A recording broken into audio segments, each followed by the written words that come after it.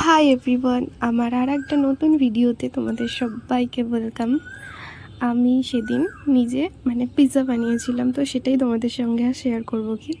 তো এখানে আমি ময়দা নিয়ে নিয়েছিলাম, তো নুন দিয়ে দিলাম আর একটু হালকা করে চিনি।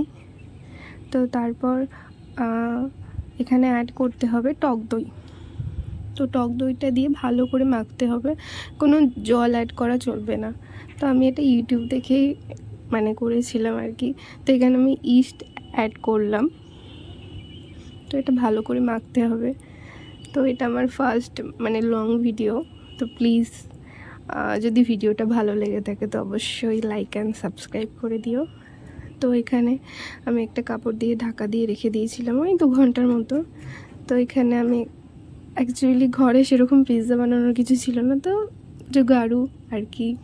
তো এখানে এটা ডোটাকে একটু স্প্রেড করে নিচ্ছিলাম। তো এখানে বোন আবার ওই চামচ দিয়ে এটাকে একটু ফুটো ফুটো করে দিচ্ছিল আর কি।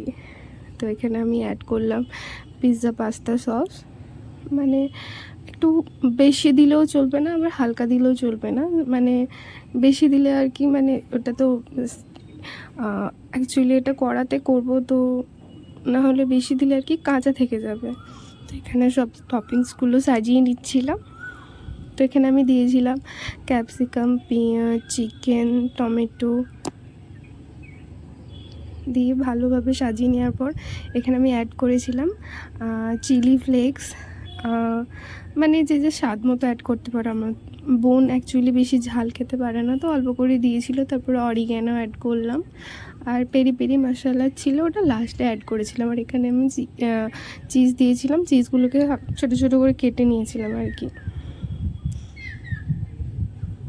তো এখানে বোনও আমাকে হেল্প করছিল আর কি। তো এখানে অ্যাকচুয়ালি কড়াটা যে ছিল আর কি, একটু হিট করে নেওয়া হয়েছিল ওই 5 মিনিটের মতো।